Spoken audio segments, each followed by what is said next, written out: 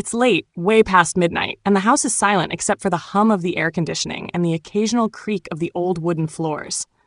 I'm lying on an air mattress in the living room, buried under a thin blanket.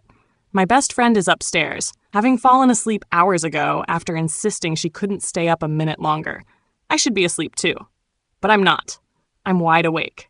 The light from the kitchen flickers on, faint and golden, spilling across the floor like a path. My heart jumps when I hear soft footsteps moving closer.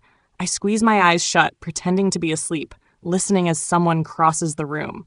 The steps stop right beside me. I can feel them watching me. Slowly, I dare to peek one eye open. Standing there, barefoot, wearing loose pajama pants and a t-shirt that clings to his chest, is my best friend's dad. He crouches down, voice low, almost a whisper.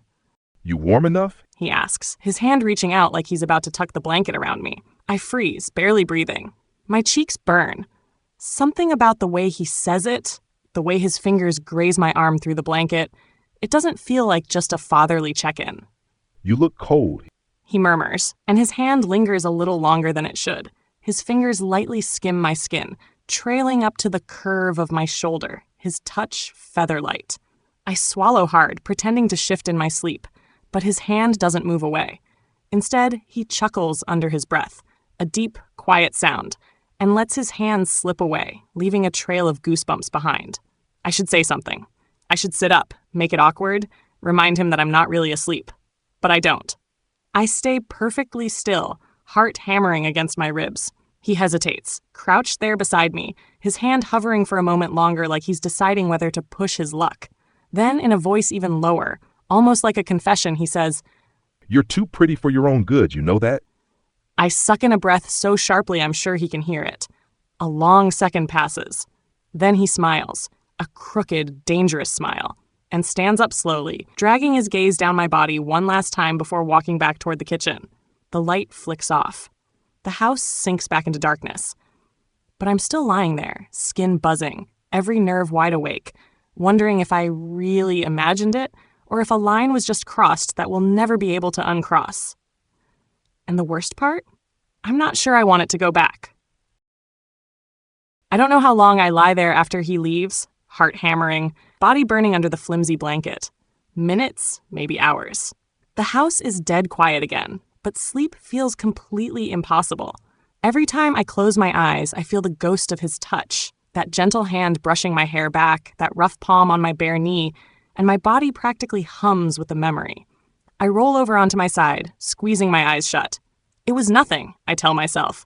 He was just being nice. But it doesn't feel like nothing.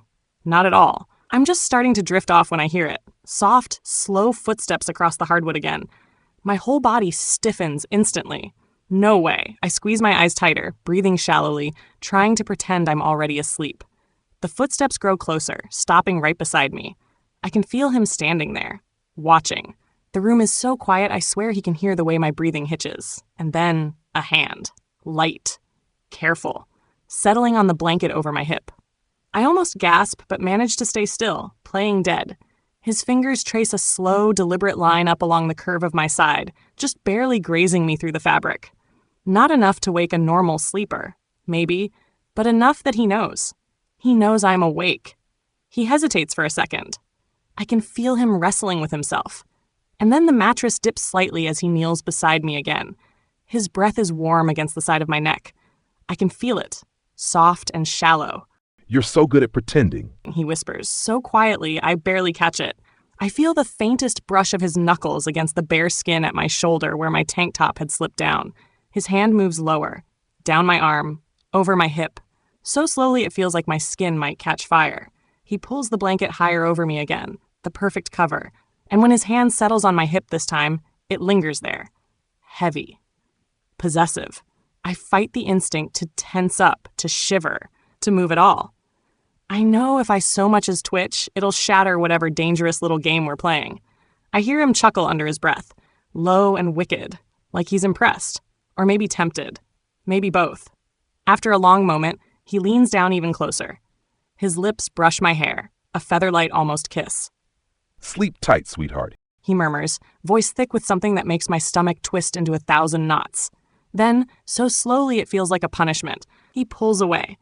His hand drifts from my hip, dragging lightly down my thigh before lifting away entirely. The footsteps retreat. The floor creaks. The soft sound of his door clicking shut echoes down the hall. I stay frozen for a long time, barely breathing, heart threatening to explode out of my chest. Only when I'm sure he's really gone do I finally let out a shaky breath. I curl tighter under the blanket, pressing my burning face into the pillow. There's no way I'm getting any sleep now.